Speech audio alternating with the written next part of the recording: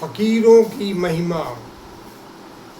ये एपिसोड निरंतर बढ़ रहे हैं। नए नए फ़कीरों का जिक्र, नए नए फ़कीरों का आगमन। एक एक फ़कीर ने जो भी जीवन में जो किया है वो बताया है फ़कीरों के बारे में कि फ़कीर कितना ऊंचा होता है, आत्मा में कितना ऊंचा आत्मा में उसकी कितनी ऊंची स्थिति रहती है। ये बताया कि किस तरह रूहानी फ़कीर रूह में समाये हुए रहते हैं। परमात्मा खुद मददगार होता है, परमात्मा खुदा इनका मददगार होता है।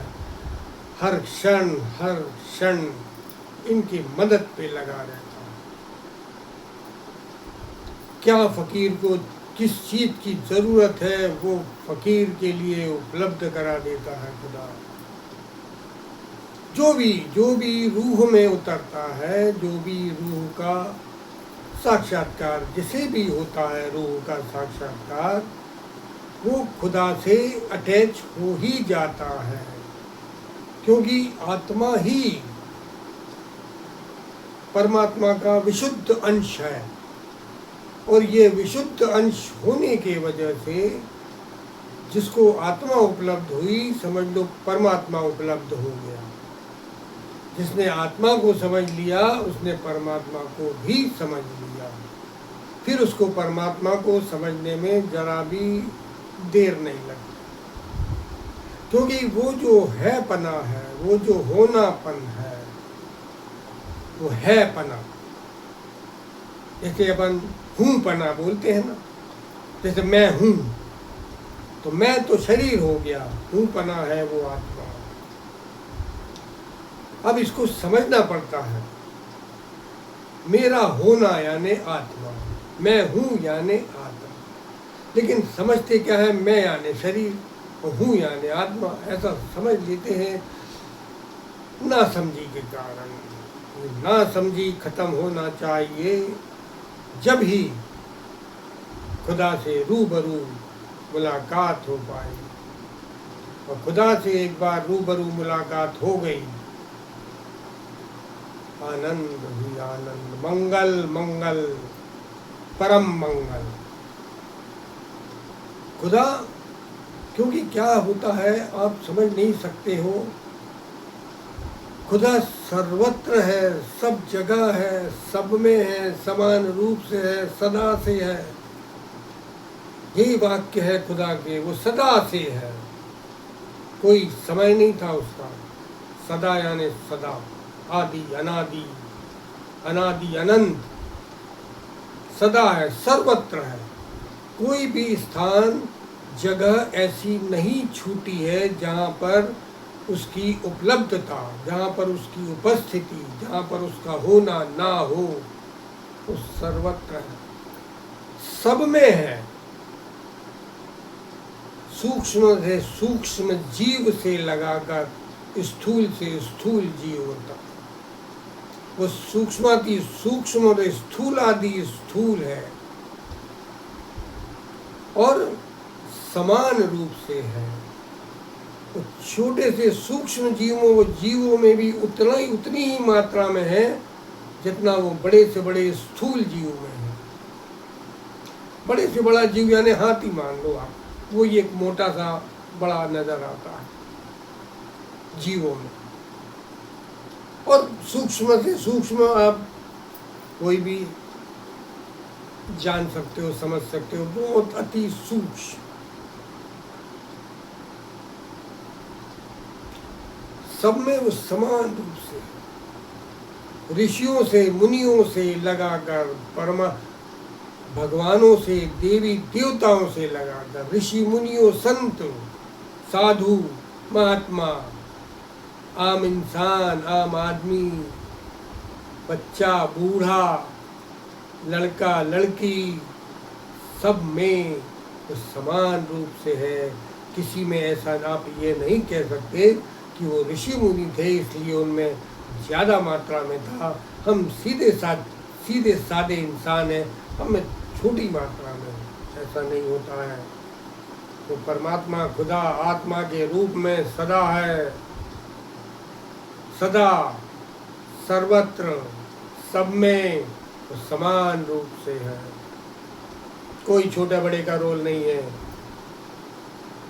ऋषि मुनियों को जैसी वो आत्मा उपलब्ध हो गई या वो आत्मा को उपलब्ध हो गए, उसी तरह आप भी उस आत्मा को उपलब्ध हो सकते हैं। ऋषि मुनियों ने यात्रा की, साधना की, साधन किया, भजन किया, एकांतवास किया, उनको उपलब्ध हो गया। आप करिए, साधन करो, भजन करो, नित्य नियमित निरंतर ओम का गुंजन करो, ओम का आश्रय लो। परमात्मा स्वयं मदद करेगा आपकी। आप यात्रा पर तो बढ़ो। जिस तरह छोटा बच्चा निकलता है और माँ पीछे पीछे, कि बच्चा गिर ना पड़े, गिरने को होती है तो जल्दी से हाथ लगा लेती है, पकड़ लेती है, उठा लेती है। ऐसा ही वो परमात्मा खुदा है जो आपके पीछे पीछे सहारा दिए हुए है कि मेरा बच्चा गिर ना जाए। बच्चा है, गिरता है, रास्तों पे गिर जाता है, गड्ढे में गिर जाता है, मिट्टी में गिर जाता है। आपका गिरना यानी पतन में गिरना। आप कहीं पतन ना हो जाए, आपका पतन से गिर ना जाओ, क्योंकि पतन अगर हो गया तो फिर उत्थान होने में फिर बहुत समय लग जाता है। ऐसे थे वो फकीर, ऐसे हैं वो फकीर, वैसे रहेंगे वो फकीर। खुदा कैसी मदद, किस तरह मदद? खुदा की मदद भी बड़ी अनोखी रहती है, बड़ी अद्भुत होती है। और यात्रा में अगर आप शुरू हो जाइए, आप यात्रा में लग जाइए, फिर देखिए उसकी मदद किस किस प्रकार से वो मदद के लिए आगे बढ़ता है। किसी भी प्रकार से वो आपको जगा देता है, सजग कर देता है या स्थितियों को संभाल लेता है। मैं आपको बताता हूँ एक बहुत अच्छा उदाहरण।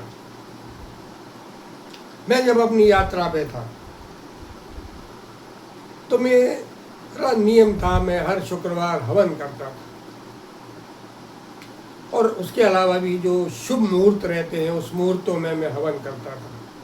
1-1.5 घंटे का हवन होता था। आधी रात में उठ जाता था, 1-1.5 बजे उठ जाता था। उसके बाद नहाते धोते 2:45, 2:30, 3:45, 3:15 बजे पूजा आरंभ करता था।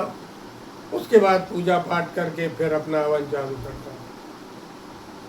मेरे साथ एक बार हुआ क्या, गुरुवार की दिन था, शुक्रवार को हवन रहता था मेरा, गुरुवार की रात थी समझ लो।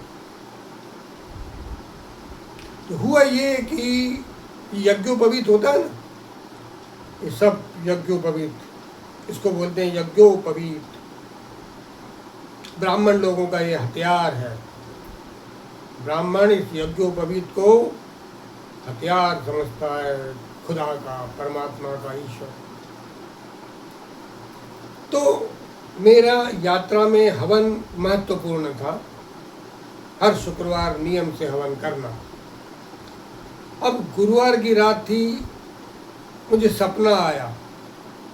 सपने में जो वेदी होती है हवन की, यज्ञ वेदी, वेदी में हवन, इतने हवन होते हैं तो राख इकट्ठी हो जाती है।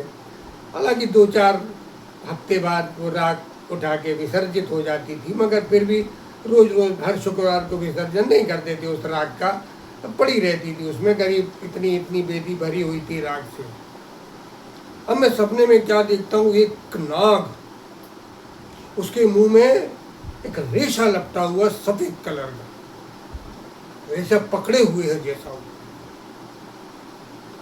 और उस राख में फुसकार रहा है, फुसकार रहा है, और मुंह में रेशा है सफेद कलर का। अब मुझे समझ में नहीं आया सपने में ये मतलब हो क्या रहा है। हवन के लिए उठना है, हवन की पूजा का समय हो रहा है, और वो है कि नाग उस वेदी में से हट ही नहीं रहा। लगा तो अच्छा बड़ा सांप था, और बराबर निरंतर वो रेशा मुंह में लिए हुए फुसकार रहा था, फुसकार रहा था, बार बार फुसकार, इतना फुसकार रहा था कि राख उड़ रही थी साहब।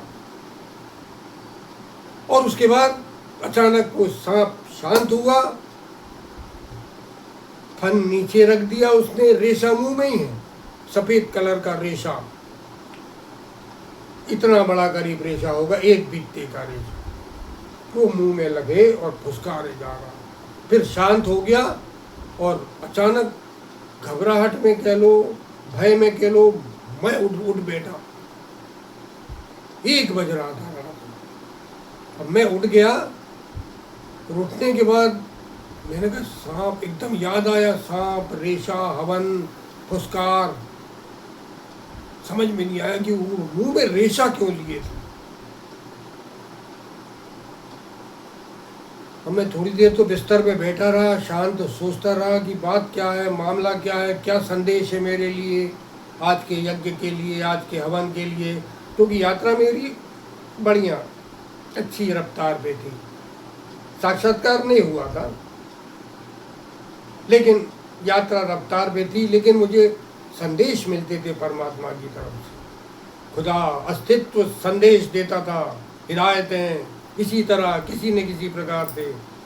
तब मैं देखा, मैंने कहा कि मामला गड़बड़ है। थोड़ी देर बैठा, शांत होके देखा तो अचानक हाथ गया अपने आप, यज्ञोपवीत पे हाथ गया अपने आप, और देखा तो मेरा यज्ञोपवीत का एक छोर बीच में से टूट गया मेरा एक छोर बीच में से। अरे मैंने कहा ये तो खंडित हो गया, मुझे तो हवन करना है।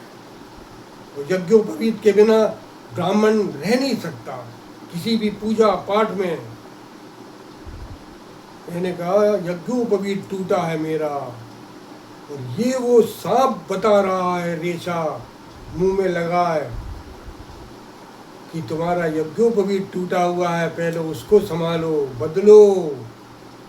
फुसकार मार मार के राख में, क्योंकि हवन होना था, इसलिए वो राख की, मतलब वो अग्नि, यज्ञ कुंड जो था, वेदी, उस वेदी में लगातार वो फुसकार रहा था कि तुम्हें हवन करना है अभी, और तुम्हारा खंडित हो गया है यज्ञोपवीत। जनेऊ बोलते हैं इसको, जनेऊ। अब मैंने एक दिमाग में आया, मैंने कहा अरे बाप रे, बचा लिया रे मालिक तूने। वरना अगर याद नहीं रहती, दिमाग नहीं जाता वहाँ, तो जल्दी जल्दी में उठ के नहाने धोने लगता, पूजा में बैठ जाता, यज्ञोपवीत पे शायद ना जाता ध्यान मेरा। इसलिए उस नाग देवता ने, मतलब अस्तित्व ने, खुदा ने, परमात्मा ने नाग के द्वारा मुझे यज्ञोपवीत बदलने को हिदायत दी, और मैंने अपना यज्ञोपवीत बदला। उसके बाद कुछ समय लगा मुझे यज्ञोपवीत बदलने में, क्योंकि यज्ञोपवीत की भी बदलने की एक विधा होती है, एक विधान होता है, तो उसको साफ करना पड़ता है। नया यज्ञोपवीत निकाला, धोया, दूध से स्नान करवाया, अक्षत, हल्दी, अक्षत, कुमकुम, फल फूल से पूजा करी उसको, फिर उसको मंत्रोच्चारित किया। यज्ञोपवीत हमेशा गायत्री मंत्र से उच्चारित होता है, मंत्रित। यज्ञोपवीत गायत्री मंत्र से मंत्रित होता है, और फिर गायत्री मंत्र से मैंने 101 बार गायत्री मंत्र पढ़ के उसको फंसाना पड़ता है। तो उसका एक विधा होती है, आप समझ लो। उस विधा द्वारा मैंने 101 गायत्री मंत्रों से ओम ओम जूम स ओम भूर्भुवः स्वहा ओम त्र्यंबकम यजामहे सुगंधिं पुष्टिवर्धनम उर्वारुकमेव वंदनात् मृत्योर्मुक्षीयमां तथा स्वभवभूर ओम ओम ओम ओम हूम। इस तरह वो पूरा मंत्र है, ओम ओम जूम स ओम भूर्भुवः स्वहा। उससे उसको बाकायदा मैंने मंत्रोच्चारित किया, और पहना उसको। पहनने के बाद फिर यज्ञ की वेदी की पूजा, बाकी फिर सारी पूजा, उसके बाद आवाहन, उसके बाद हवन। तो ऐसा परमात्मा मदद करता है, ऐसा भगवान निरंतर साथ देता है, क्योंकि उसे पता है ये मेरे रास्ते पर है, मेरे यहाँ आने के लिए बढ़ रहा है आगे, इसको दिक्कत ना हो जाए। इसलिए देखो कैसा यज्ञोपवीत के लिए उन्होंने सांप के द्वारा सपना दिखा के मुझे यज्ञोपवीत बदलवाया। और फिर अस्तित्व की लीला है, वो किसी भी बहाने किसी भी प्रकार से आपको सही रास्ता बता दे। ऐसा हुआ था मेरे साथ। उसके बाद जब भी हवन का दिन आता था तो मैं ध्यान से एक दिन पहले यज्ञोपवीत को देख लेता था, पूरा उसको घुमा के देख लेता था कि कहीं खंडित तो नहीं। रेशमी रहता है तो कभी कभी हो जाता है, खंडित हो जाता है नहाते वहाते में। तो ऐसा परमात्मा मददगार है, ऐसा परमात्मा खुदाबंद सहायता करता है। वो कई उदाहरण है मेरे साथ, तो कई घटनाएं घटी मेरे साथ। मुझे सपने में आदेश हो जाता है, सपने में मुझे आदेश हो जाता है। अगली बात नई बात आगे।